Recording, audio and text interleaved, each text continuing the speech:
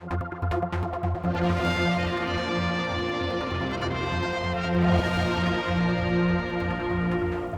Sefton Group has today announced a profit of £10.3 million, marking an exceptional turnaround in its fortunes. And with the chairman of the group, Sir Miles Walker, you've just come from the AGM. Yes. This is a big profit. Did you need that government bailout? We certainly did, and I wish you guys would stop talking about a bailout. Please, let's refer to it as the Sefton loan. I explained at the meeting and in the report that the 10 point whatever it is million pounds profit was in fact extraordinary and arose out of the restructuring we did last year in 2013 when we made exceptional losses, and this is sort of the balance in the books. The way the accountancy works is that we had to deal with both those issues in the year they happened. So last year we had large losses, and this year we have a profitable balance to equal that. And the loan enabled you to do that facilitated? Without any doubt at all, the loan from government enabled us to restructure, or financially restructure, the Sefton Group business.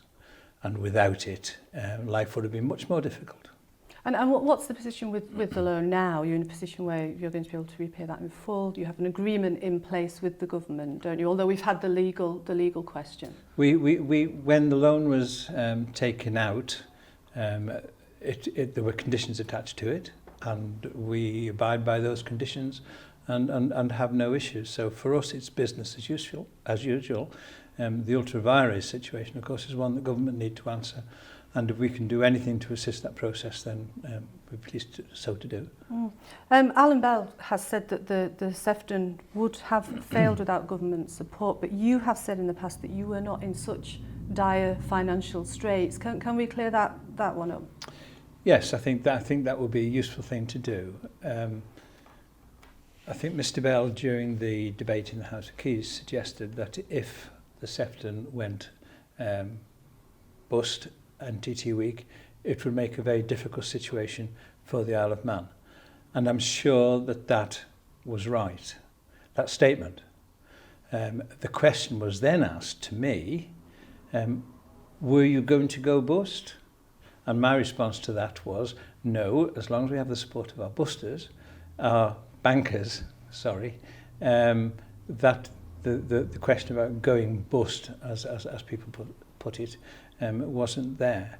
Life would have been difficult. The next question that I was asked was, what would have happened if government had refused the loan? My response to that was, well, we would have had to find another buyer, wouldn't we? And if that didn't happen, we would have to think of something else. Now, that's really hypothetical, but that was in response to the question. So, what is reported after that is, Sir Miles Walker says they could have found another buyer.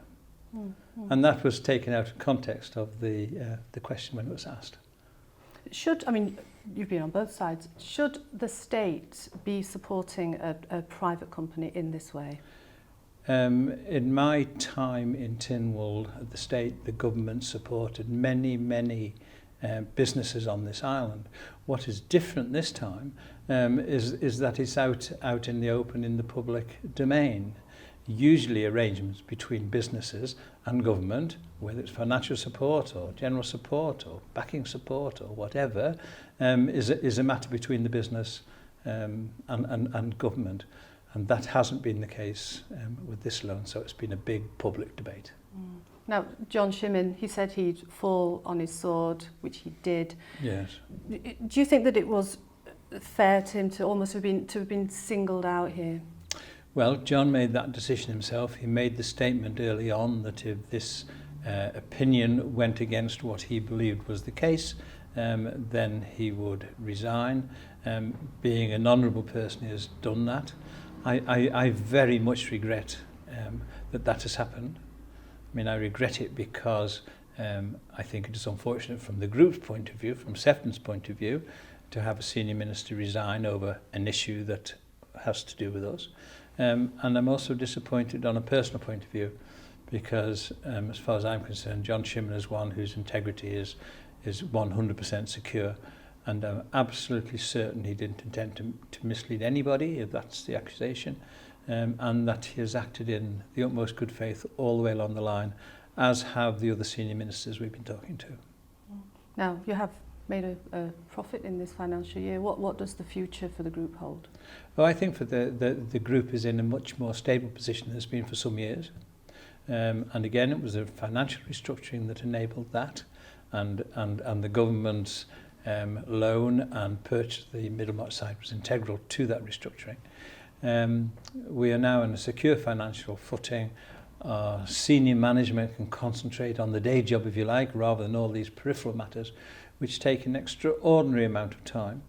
And if you look at the business as it's going at the moment, I mean, the business is good. Our bed spaces are well occupied. TT week was fantastic, as it should have been, of course, and we're almost fully booked for next year, which I think is great. And I think business looks good and very positive. I believe you're standing down as chairman of the board. Why are you doing that? A few years ago, when the group found itself in problems, I gave my commitment to some of the senior shareholders that I would stick with it. It would have been easier to sort of write a letter of resignation and walk away.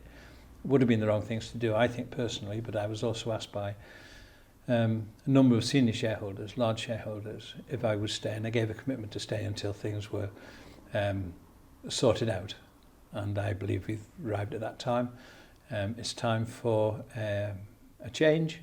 Clive Parish has been a director for some years. He's taken over as chairman, and it'll give the group an opportunity, I think, to reorganise its relationship with government as well, if I'm out of the picture.